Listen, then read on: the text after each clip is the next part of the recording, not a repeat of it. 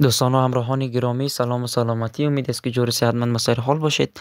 در ویدیو خواستم برای شما در مورد بورسیه های تحصیلی کشور سلواکیا معلومات بدم. پیش از یک ویدیو را آغاز کنیم خیلی خوشحال میشم ویدیو ما را لایک کنید. اگر عضو کانال ما نیستید چینل ما را هم سابسکرایب نموده علامه زنگوله را هم فشار دهید و روی گزینه آل قرار بدید تا ویدیوهای ما را از دست ندید.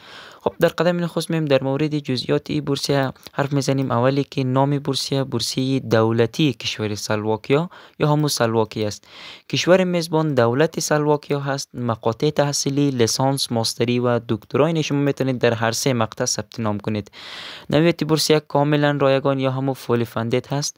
مدرک زبان نیاز نیست. شما میتونید بدون داشتن سند تافل و آیلتس ثبت نام کنید. رشته های تحصیلی مختلفی داره که شما میتونید در بخش ثبت نام در اونجا خودتان انتخاب کنید. زبان تدریس هم به زبان انگلیسی برای شما تدریس میشه و هم به زبان سلواکیا که او رو میتونید خودتان انتخاب کنید.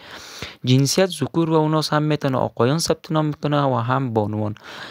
امتیازات بورسیه تحصیلی شامل موارد ذیل میشه. اولی که کاملا رایگان است، هیچ هزینه شما متحمل نمیشید و جز از بعضی از هزینه های اندکی که ما در ادامه ویدیو برایتان میگم.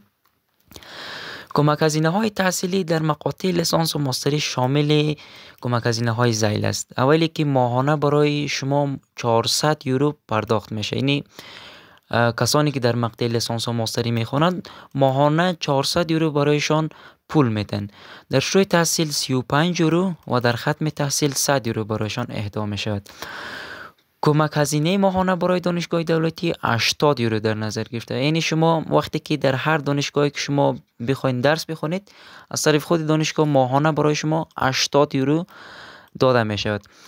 کمک هزینه های تشویقی که معادل 3.1 است مساوی به 50 یورو در ماه. چی منم دوستای عزیز، وقتی که شما بخیر در این بورسیه کامیاب شدید از شما امتحاناتی در جریان بورسیه گرفته میشه. اگر شما در این امتحانات نمره 3.1 را اخذ کنید برای شما 50 یورو در ماه به طور تحفه اهدا میشود.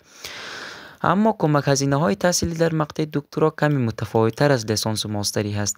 شامل ماهانه 734 یورو و در شروع تحصیل 100 یورو برای شما پرداخت میشه و در ختم تحصیل 200 یورو. کمک هزینه ماهانه برای دانشگاه دولتی در مقطع دکترا 240 یورو در نظر گرفته شده. یعنی 240 یورو ماهانه از طرف خود دانشگاهی که شما در اونجا درس میخونید اهدا میشود. امتحانات گذرانده شده در وقت مقرر شده 170 یورو در سال. یعنی شما وقتی که در مقطع دکترا بخوانید اگر بخیر کامیاب شدید و امتحاناتی را که از طرف خود بورسیه مقرر میشه در یک وقت معین اگر شما در اونجا شرکت کنید و نمره بالایی را اخذ کنید 170 یورو در سال به شما به طور تحفه اهدا میشود.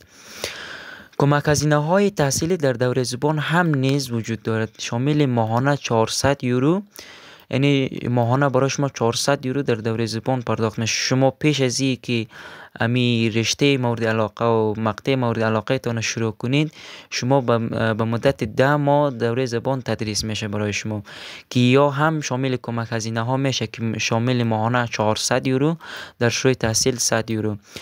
کمک هزینه ماهانه برای دانشگاه دولتی 80 یورو در دوره زبان در نظر گرفته شده است که از طرف خود دانشگاه برای شما ماهانه 80 یورو در دوره زبان اهدا می شود. کمک هزینه های از طرف وزارت آموزش و پرورش نیز برای شما در نظر گرفته شده است که اینها شامل بعضی از موارد شامل ورزش، خوراک، پوشاک و غیره که اندکی از طرف وزارت آموزش و پرورش پرداخت میشه. و یک امتیاز بسیار عالی بورسیه دیگه ای است که هزینه سفر به دوش خود ای بورسیه هست. یعنی که تیکت طیاره، ویزا، همه چیزی که مربوط سفر میشه مربوط خود ای بورسیه می باشد.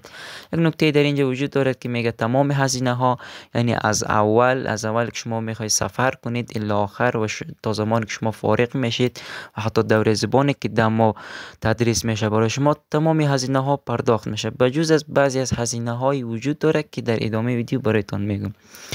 رسیدیم به هزینه ها در سلواکیا. هزینه ها در سلواکیا شامل موارد ذیل است. اولی که هزینه خوابگاه در سلواکیا ماهانه 92 تا 100 یورو هست. یعنی وقتی که شما در اونجا رفتید بخیر کامیاب شدید هزینه خوابگاه یا لیلیتان به دوش خودتان است که ماهانه 92 تا 100 یورو شما باید پرداخت کنید. هزینه غذا در سلواکیا ماهانه 330 یورو است. یعنی هزینه غذای شما در سلواکیا وقتی که درس میخوانید ماهانه الا 330 یورو شما باید برای غذایتان پرداخت کنید. هزینه های زیر در ابتدای تحصیل از شما گرفته می شود یا شما باید پرداخت کنید. اولی که وقتی که شما کامیاب شدین و در کشور سلواکیا راه پیدا کردید، معاینه پزشکی برای پلیس خارجی 130 الی 169 یورو شما باید پرداخت کنید. یعنی شما باید یک معاینه پزشکی، یک هلت چکینگ شوید، یک از صحت شما باید یک معاینه شود که شما سالم هستید یا نه، و هم فقط برای پلیس خارجی که ای از شما یک تست صحت میگیره که شامل 130 الی 169 یورو که امی پول از شما میگیره. از 130 یورو پایین نمیگیره و از 169 یورو به بالا نمیگیره، در بین این دوتا هست. مصاحبه مربوط به روند درخواست ورودی 20 الی 80 یورو هست. یعنی زمانی وقتی که مصاحبه خورد برای شما، اما مصاحبه که مربوط به روند درخواستتان هست برای ورود به سلواکیا 20 الی 80 یورو از شما گرفته میشه. هزینه های ذیل بعد از اتمام تحصیل شما باید پرداخت کنید. اولی که اتمام کار مدرکتان تقریبا 33 یورو در بر میگیره.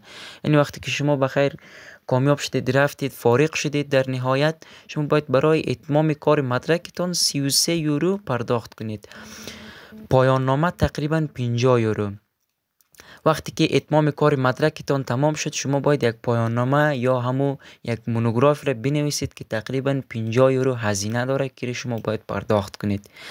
ترجمه و احراز هویت دیپلم تقریبا 33 یورو. یعنی وقتی که شما کار مدرکتان تمام شد و پایان نامه تان تمام شد، میرسه به ترجمه و احراز هویت دیپلمتان که شما باید 33 یورو برای او پرداخت کنید.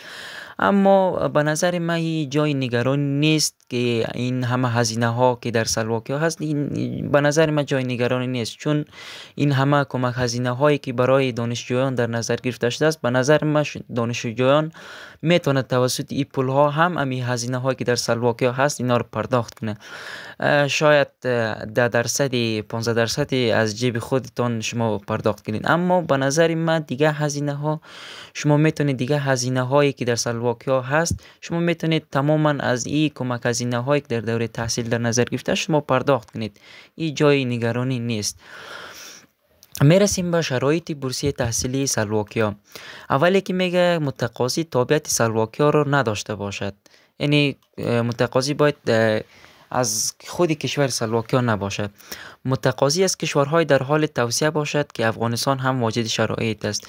کشورهای در حال توسعه شامل افغانستان، ایران، پاکستان، تاجیکستان و بعضی از کشورهای خاورمیانه هم شامل میشه که از کشورهای در حال توسعه باشد که کشور ما یعنی افغانستان واجد شرایط است. یک سن متقاضی برای مقطع لیسانس و ماستری باید بین 18 تا 26 سال و اما برای مقطع دکترا 23 الی 35 سال باشه. شما باید این شرایط سنی رو در نظر بگیرید که بفهمید آیا واجد شرایط هستید یا نه. اگر برای مقطع لیسانس و ماستری ثبت نام میکنید سنتان از 18 پایین نباشه، از 26 به بالا، اما برای مقطع دکترا از 23 پایین نباشه و از 35 سال به بالا. مدارک مورد نیازی بورسیه: اولی که مدارک تحصیلی دوره های قبلی تان ضرورت است.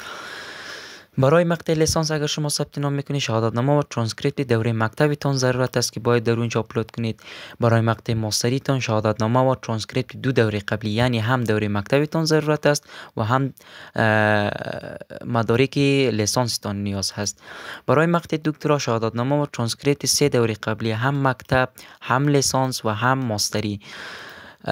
یک مدرک مورد نیاز دیگه که در این بورسیه ضرورت است کارت تولدتان ضرورت است. کارت تولدتان ترجیحاً باید به زبان انگلیسی سلواکی یا هم فرانسوی باشد که نیاز نیست شما شاید کارت تولدتان ترجمه کنید، چون کارت تولد که وقتی که شما اگر کارت تولد نداره شما میتونید از ثبت احوال نفوذ او را به دست بیارید که احتمالاً به زبان انگلیسی هم است، هم این فارسی هست، هم پشتو، هم انگلیسی و نیاز به ترجمه او نیست. یک دو تا توصیه نامه ضرورت است که باید شما را توصیه کرده باشد، میتونه از استادتان باشه و یا هر کسی که شما را توصیه کنه. یک انگیزه نامه امضا شده لازم است که یک انگیزه نامه شما بنویسید و بعد ببرین او را در جایی که لازم است آپلود کنید. البته شما باید امضا هم بکنید. یک سی وی نیاز است که ترجیحاً باید به فرمت یوروپاس باشه، اگرچند اجباری نیست، لازمی نیست که به این فرمت باشه، مگر باشه بهتر است. اسکن پاسپورتتان هم نیاز است که شما باید از پاسپورتتان هم اسکن بگیرید و در جایی که نیاز است آپلود کنید و یک عکس هم نیاز است که 3x4 سانتی متر باشد، یعنی تمام رخ گرفته شده باشد. یک اپلیکیشن فرم امضا شده هم نیاز است. وقتی که شما ثبت نام کردید، ثبت نامتان تکمیل شد، یک اپلیکیشن فرم یک شما میتونید رو دانلود کنید و ببرید پرینت کنید و امضا کنید، در جایی که نیاز است آپلود کنید.